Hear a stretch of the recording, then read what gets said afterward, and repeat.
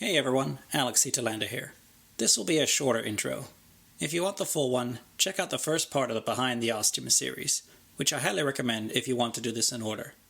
And if you enjoyed the first episode and would like access to the whole series, you can do that on the Ostium Network Patreon at patreon.com/ostiumpodcast. At the $5 tier, you can get access to the 40-plus episodes of the Behind the Ostium series, plus ad-free episodes of the Ostium Network shows, and a whole bunch of bonus material. So let's get started with the next episode of Behind the Ostium, where I sit down with Dwayne Farver of the Manifestations podcast and a big fan of the show, and we talk about the ins and outs of our favorite show, the Ostium podcast. So here we are at day 2 of Podcon. We had a fun, busy day yesterday, and today we got more panels and more friends and people to see, and I thought we'd do a little kind of Behind the Ostium background thing as you're a fan, and have some questions for me, and we can just talk about anything Ostium, I thought. Sure. So I was on the flight here. I was trying to think, what as a broad base of fans might want to know, and personally. Mm-hmm. So I don't know that I've heard you say before. What was the initial inspiration for the Ostium story? Well, one was I knew I wanted to do a podcast. That was after listening to Night Vale and a few other ones, Limetown, stuff like that. I thought maybe I could try this as a avenue of doing my writing in some way, because the novel short story avenue is a very long and tedious one of going through traditional publishing and all that. And this seemed a more quicker way of where you can just write it, record it, and then it's out there, sort of thing. And then it just kind of came together as an idea of I wanted to make a story about something compelling. And it popped into my head. I wanted to do it kind of local, close to me.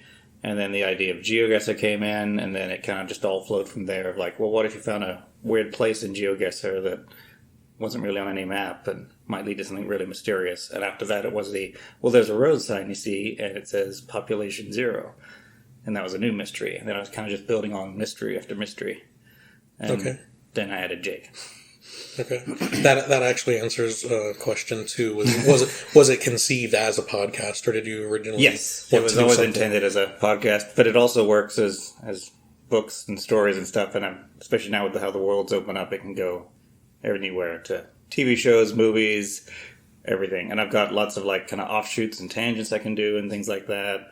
Just like now there's a new podcast coming, Circe podcast, which has been an offshoot of a character that I never expected her to have her own podcast, but it's turned out that way, that she had her story to tell and she really wanted to tell it. Okay. So I had to give her own show. Okay. So we're currently right now at the end of season 3. Mm-hmm. And at least for my perspective, each season has a different feel. Right. The story that's going on definitely, as you're listening to it, I could listen to an episode just at random, like, oh, that's from season 2 mm-hmm. or wherever. And that was, I would say it was always my intention from the beginning, but as I've gone along, that's kind of been my hope. And I see it more as I'm writing a book series sort of thing, and each season is one of those books. Okay. So that they're own kind of self-contained stories in the season, but they're also part of the overarching ongoing series. And a follow-up to that is the story now, I'll go with season 3 since that's what we've all heard, where you originally intended it to go. I didn't always know where it was going to go, because my style of writing is a little bit of outline. If I'm doing a novel, I'll do a little more outline, but doing minimal outlining and then kind of just starting with the characters and seeing where they lead the story. I gave Jake the setting, and then I kind of let him free to do and find his story. Roanoke, I think, did come to me initially as, oh, that's the first door it's going to be. But then after that, it all kind of flowed. Like, oh, okay, I want to do another cool historical place. I'll do the Mary Celeste. And then after that, it was, well, now I want to change it up a little and show something different in the world. So then he shot to the future in Mars. But then after that, it totally became his story of, well, now I'm going to go back to a place I've known from my childhood and stuff like that. And it kind of just all flowed from there. I'm gonna skip around on my questions sure. then, because that actually leads into so based on the story, we especially the Ostium files that you're mm-hmm. writing with the fan doors. it seems like you have more than a small interest in history and science. Yes, definitely. And I, as a fan, I appreciate that because I have the same interest. I've been thinking like possibly you're interested in like aerospace, like space travel type things more than others. Number one, is that accurate? Definitely. I'm interested in a lot of things, and I find, write what you know sort of thing. It's stuff I'm interested in, and as I read about it, I'll start writing about it. Like you might notice the Voyager episode, if you go back, it kind of ties in pretty close to when Voyager left the solar system, like I think it was 6 months before or something like that, and that was like, oh, that's just happened. Oh, I really like that. I remember being a big thing on X-Files and stuff like that in an X-Files episode, and that's when I wrote about that sort of thing. Okay. I have a medieval history degree. I've always been really interested in history. I listen to a lot of science podcasts, and definitely when I'm listening to stuff, whether it be science or history or things like that, if there's something that catches me, I'll either remember it or make a note about it or whatever, and then sometimes it will turn into a story. The episode in season 2, I'm trying to remember which one it was. It was the second one where they find the skull cult thing. That was actually a amalgamation of different history stories, archaeological stories I found. One was about a Turkish cult that was discovered in Turkey, like way back when. And I'm sure if they were doing this. It was about a skull cult, where they had found all these skulls. But then it was also a story about an old cave they found in South Africa, where they were excavating it, and it kept going further and further back. But it was a really narrow passage, so they actually had to get short interns from around the world. Like that was their requirement to be able to fit through this narrow tunnel to get to see what was on the other side. And it was just a few bones, but then I added the mystery of this weird giant skull that isn't human. Okay. So we hear you, Chris, and Georgia all the time. How much interaction or how much influence do they have on their characters? Initially, I think because I think Georgia's done some recording stuff before, and Chris has done his own thing, but not necessarily as portraying a character or anything like that. He used to have his own online zine sort of thing, and he did recordings and stuff like that. So I think they came into it relatively new, and to begin with, it was pretty much sticking to the script sort of thing. And it changed also as starting Ostium, hadn't done a podcast or anything like that before too, so I changed as well.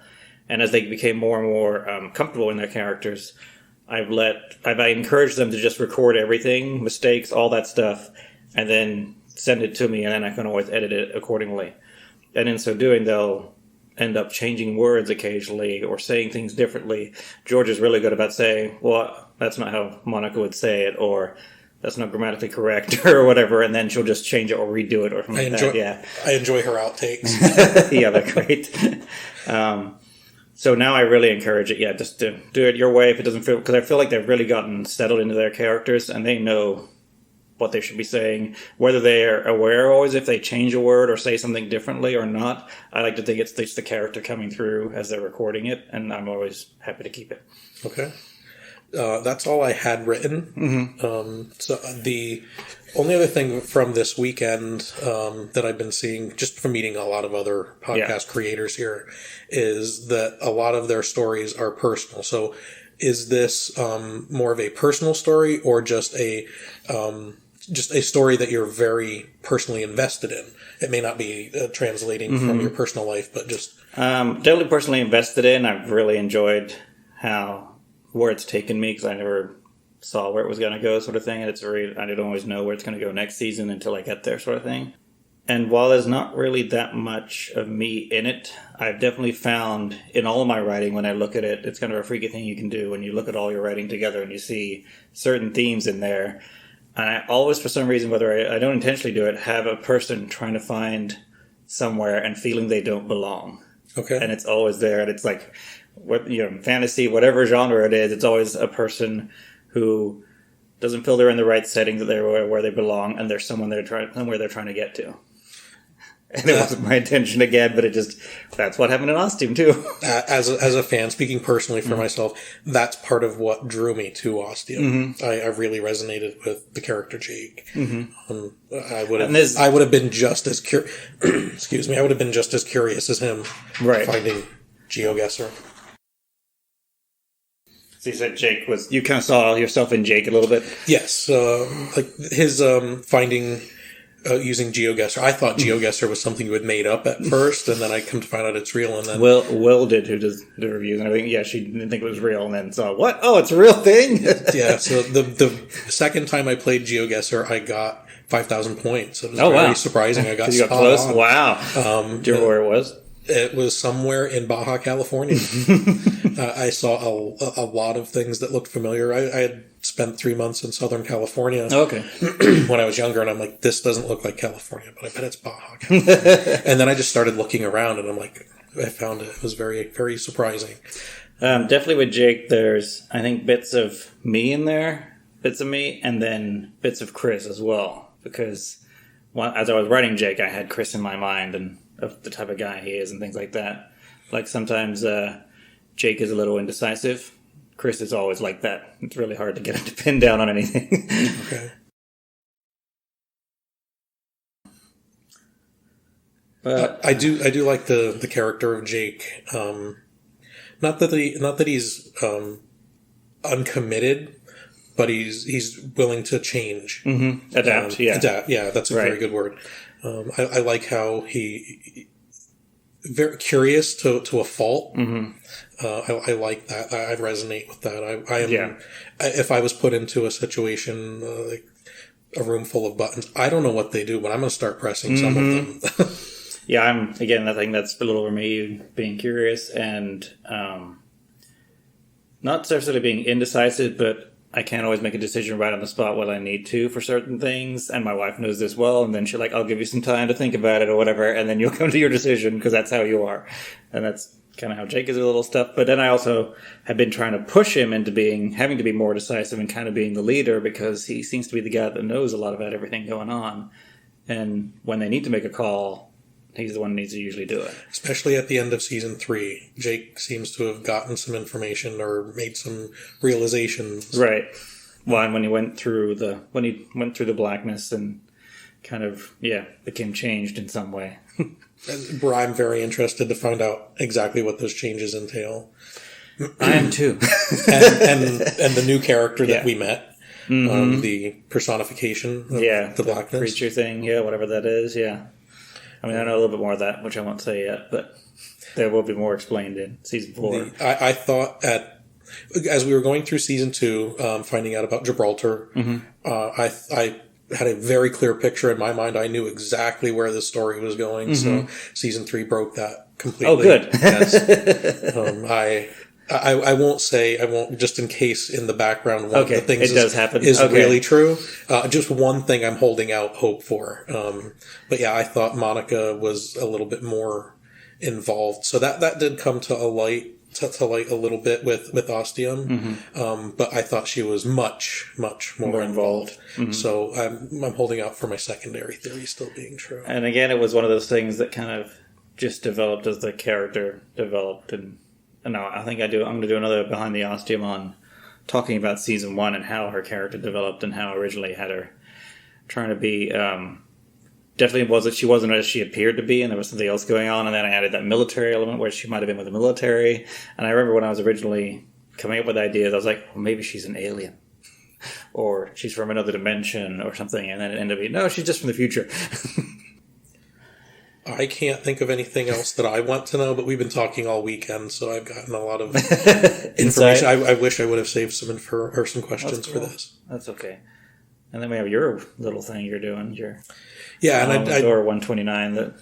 Door 129 turning into manifesting itself into something new. That's my working title. Manifestations. Okay, And it began as the story in Centralia.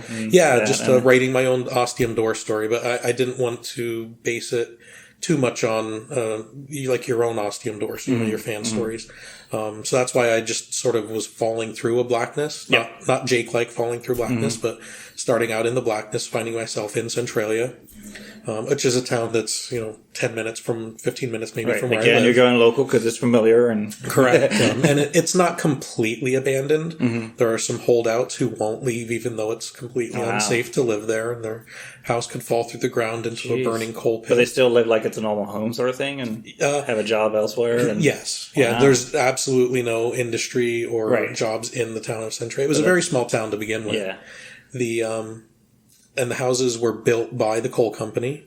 So they were on top of each other. They were not, individual homes. They were row homes. All the same. All the same. And the ones that were vacant were torn down.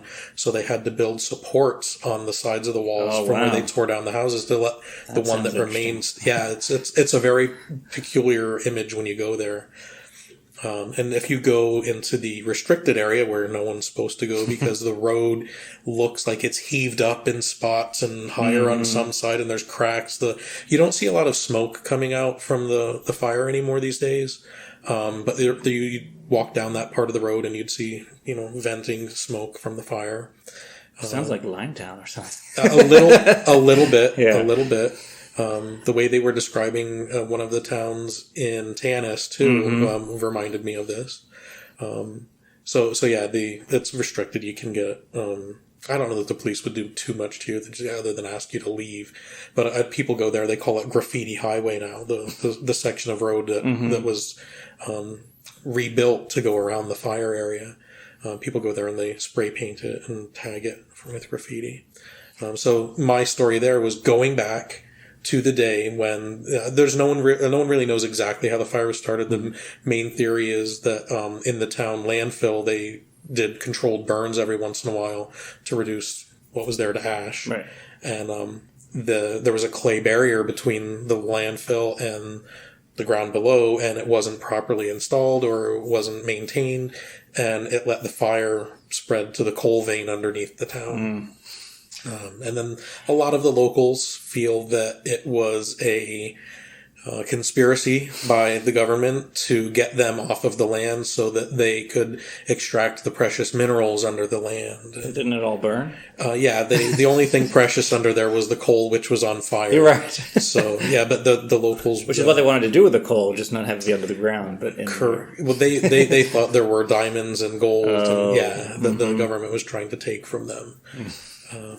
They were sitting on a cache of treasure and they wanted Exactly.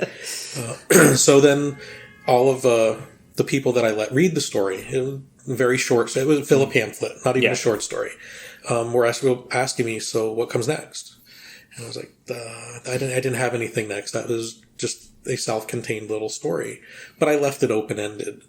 And so I went and thought about it, and I'm like, well, what would happen next? And I just decided to take it in a completely different direction. So if I was back in time and when I was done, I was leaving and I was going back into a black area, where would I go next? Right. Would it have to be back to where I came from, the present, or would it be somewhere in the far past? And I decided far future. I'm very interested in the genre called solar punk. It's a very hopeful view of the future.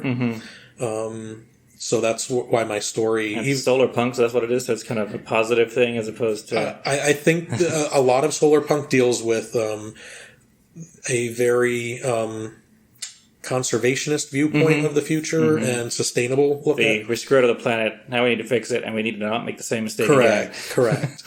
And that's where kind of my story goes, where there's...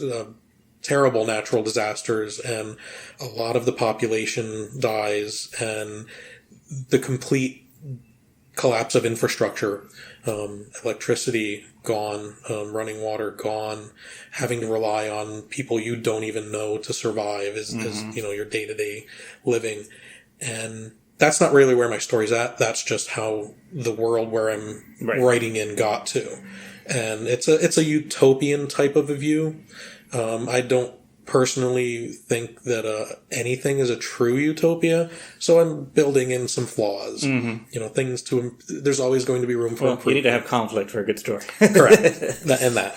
Yeah.